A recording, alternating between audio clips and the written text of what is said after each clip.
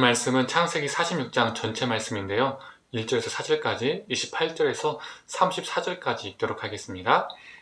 이스라엘이 모든 소유를 이끌고 떠나 브에셀바에 이르러 그의 아버지 이삭이 하나님께 희생제사를 드리니 그 밤에 하나님이 이상 중에 이스라엘에게 나타나 이르시되 야곱아 야곱아 하시는지라. 야곱이 이르되 내가 여기 있나이다 하매 하나님이 이르시되 나는 하나님이라. 네 아버지 하나님이니 애굽으로 내려가기를 두려워하지 말라. 내가 거기서 너로 큰 민족을 이루게 하리라.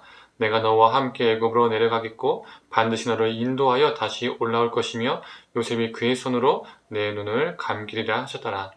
요셉이 그의 형들과 아버지의 가족에게 이르되 내가 올라가서 바로에게 아뢰어 이르기를 가나안 땅에 있던 내 형들과 내 아버지의 가족이 내게로 왔는데 그들은 목자들이라.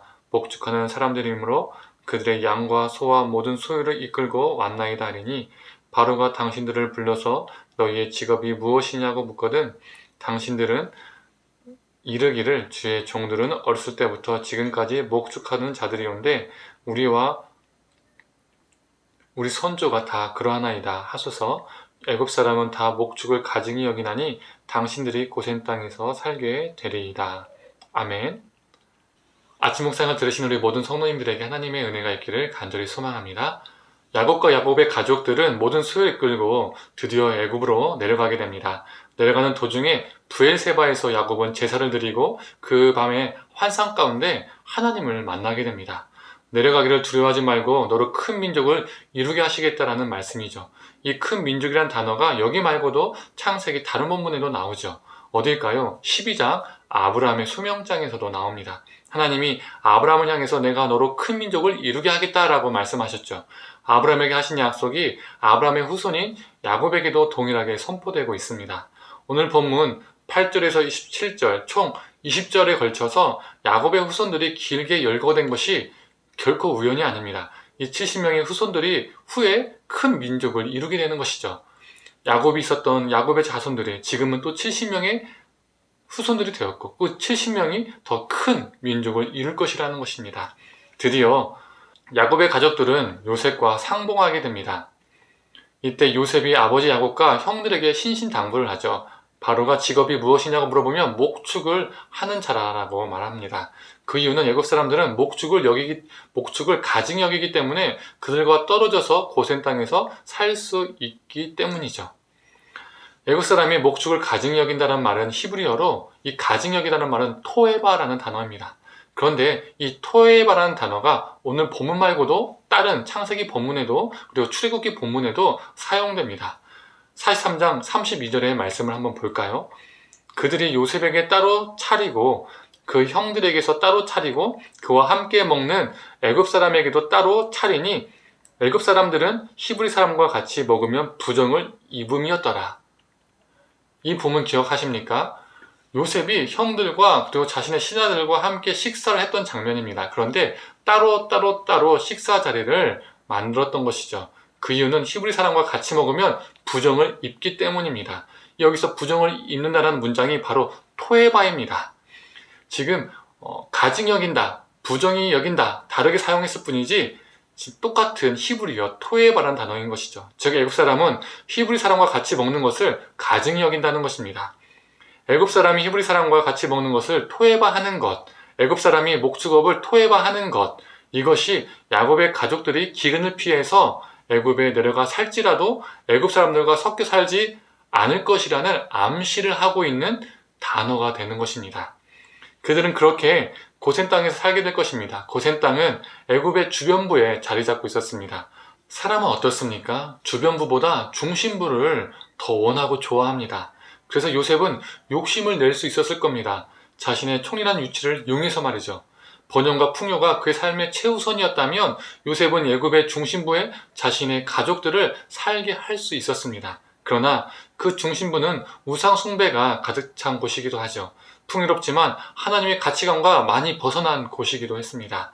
고센 땅은 주변부지만 풍요가 아닌 하나님을 따를 수 있는 좋은 장소라고 요셉은 생각했을 겁니다. 그래서 이 토에바라는 이 단어는 히브리인들이 애굽 속에서 살지만 애굽의 신, 애굽의 문화와 가치관에 섞여 살 수 없음을, 섞여 살면 안 됨을 보여주는 단어이기도 합니다. 또한 이 토에바란 단어가 출애굽기에도 사용됩니다. 어딜까요? 출애굽기 8장 26절의 말씀입니다. 제가 읽어드리겠습니다.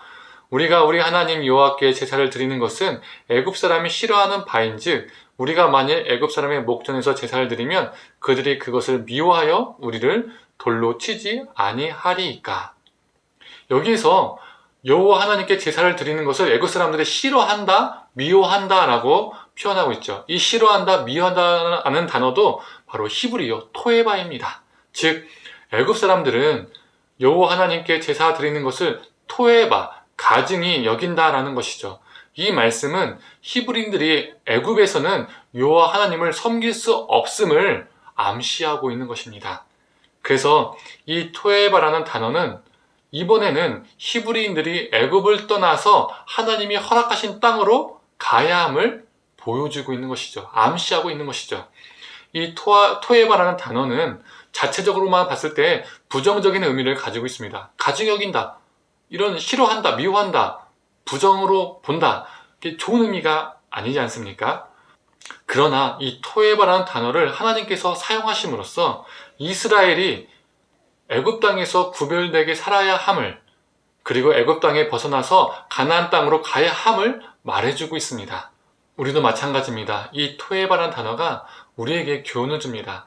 우리가 하나님의 말씀대로 하나님 나라의 가치관대로 살아간다면 세상은 우리를 안 좋게 토에바하며 볼 수도 있습니다. 하지만 우리가 기억했으면 좋겠습니다. 이 땅에서 살고 있지만 우리는 이 땅에 속한 자가 아니라 하나님 나라에 속한 자입니다.